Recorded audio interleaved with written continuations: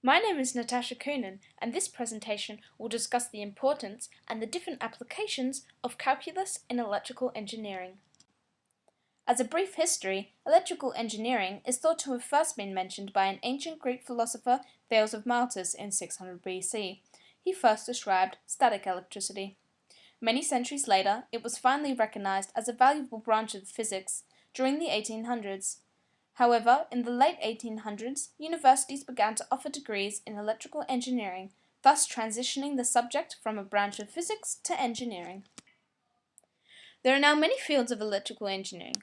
These span from robotics to communication, software development, computer hardware, control systems, electromagnetics, design, optics, space systems, signals, and the list goes on. To study electrical engineering, an individual requires an understanding of algebra, trigonometry, geometry, linear algebra, differential equations, statistics, and most importantly, calculus 1 and 2.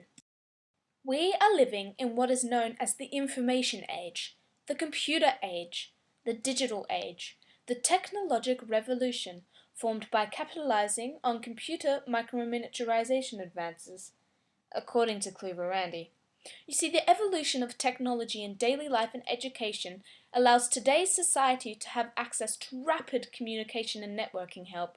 And guess who sits in the center of an ever-evolving society of electronics?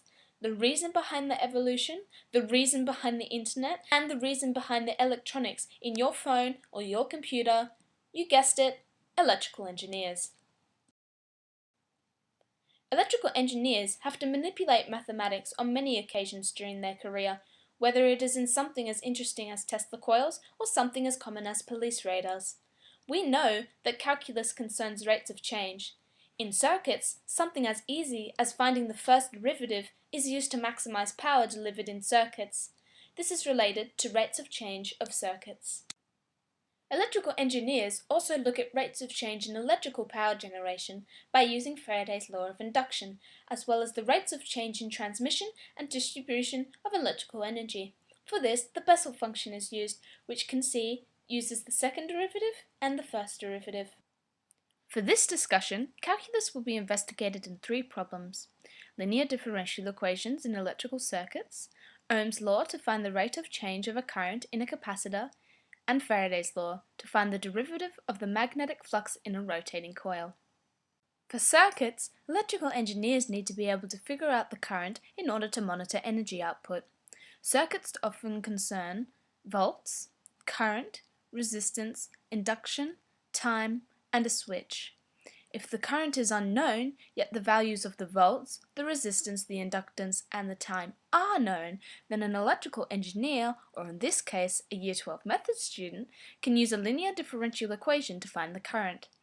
This equation is L, the inductance, multiplied by the derivative of the current with respect to time, plus R, our resistance, multiplied by the current, which gives us the volts multiplied by the time. The following equation involves integration calculus within linear differential equations. Now consider the following problem. A battery supplies a constant voltage of 48 volts. It has an inductance of 4 henries and a resistance of 12 ohms. Given that I, the current of 0 equals 0, find the current of t and current after 0.5 seconds. We can then plug these into our linear equation. Therefore L we know is 4. We leave the derivative of I as we are trying to find I. Then we know that our resistance is 12, and we are also given the voltage at a constant rate. Therefore, 48 times time is just 48. We now need to compare the equation that we're using to the standard linear equation form. That is, y dash plus p of xy equals q of x. We're using the other equation because it's easier to use when working in terms of circuits. It's essentially the same. Y is the current, P is the resistance, and Q is the volts. Continuing on with the equation, it can now be solved. We will divide the equation by 4 to remove the coefficient of the derivative, giving us di over dt plus 3 times I equals 12. We need to then multiply through the equation with the integrating factor e to the integral of px dx, or, in this case, e to the integral of pt dt. We then sub in p, the coefficient of I, for 3. and get e to the integral of 3 dt, which when we integrate gives us e to the 3t, remembering that the derivative of e to the x is e to the x. We then multiply both the left hand and the right hand side through to get e to the 3t di over dt plus 3 e to the 3ti equals 12 e to the 3t. Now we need to simplify the left-hand side in order to integrate. First, we take the derivative and we move it out to the front of the term. Now we have d over dt e to the 3ti equals 12 e to the 3t. But how do we know that this is exactly the same as our previous equation? Well, to prove this, we have to use the product rule. If we use the product rule to find the derivative of d over dt e to the 3ti, v du plus u dv will give us our original equation. Now we have it simplified, we need to take the integral of both the left and right hand side. The integral of the derivative cancel each other out. On the right hand side, we now have the integral of 12e to the 3t. To integrate this, we just divide 3 through, the derivative of the exponent, giving us 4e to the 3t plus c, our constant of integration. Now all we have to do is solve the equation for I in terms of t, time. We divide both sides by e to the 3t to make the I solitary. So now we are left with I equals 4e to the 3t plus c, our constant of integration, divided by e to the 3t.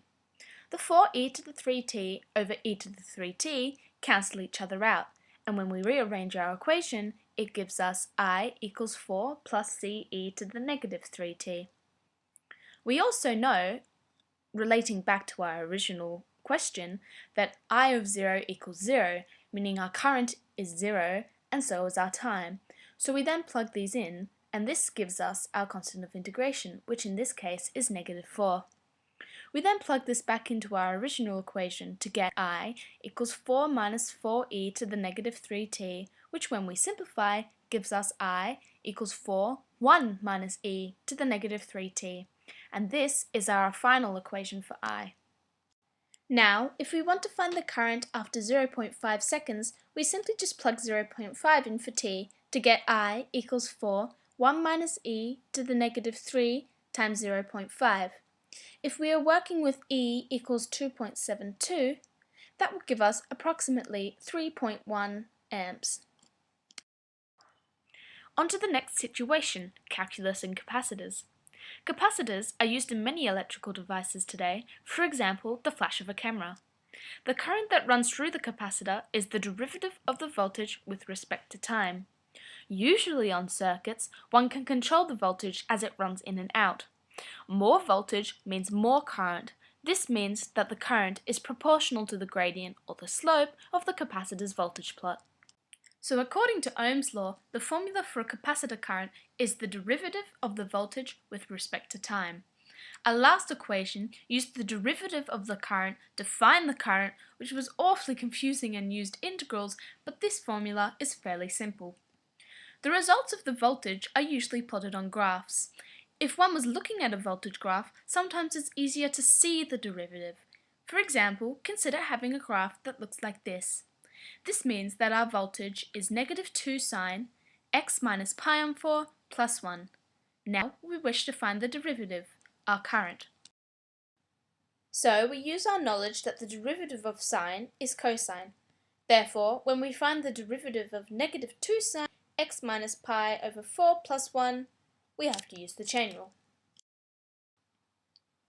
We can rearrange the equation to make it look a little simpler, and then we use the chain rule, which ends up making 1 minus 2 cosine x minus pi on 4 times by the derivative of what's inside the brackets, which just ends up being 1.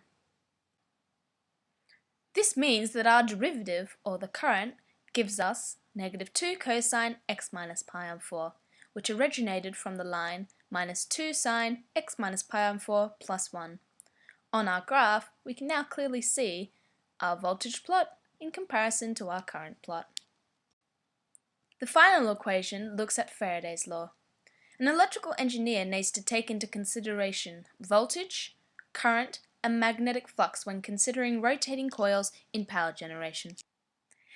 In a magnetic field, if a coil is rotated, it will generate a current and a voltage. The voltage and current are related. However, when we're talking about Faraday's law, we also need to look at the constants that are related to the rotating coil. This is the area of the coil, the magnetic field, and the number of the turns.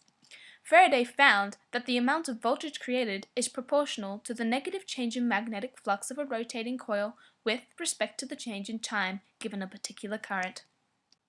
Calculus! Consider a coil rotating in a known magnetic flux of 5 Webers, which generates a sinusoidal waveform. Using Faraday's equation, we need to find the derivative of 5 sine theta, remembering that the derivative of sine is cosine. Therefore, the derivative of 5 sine theta with respect to time is negative 5 cosine theta, where theta is the radial angle of the current. However, we're not finished because, as I said, when we are looking at current and voltage, we need to take the constants into consideration. This is written as NBA, where N is the number of coils, B is the magnetic field, and A is the area of the coil. These letters can just be written as X, an overall constant, which makes the equation look a lot simpler. In conclusion, electrical engineering may seem complicated, and for the most part it most certainly is, but I've proven that even in some of the most complicated concepts, easy calculus can be applied. Without calculus, therefore without electrical engineering, who knows where society would be today.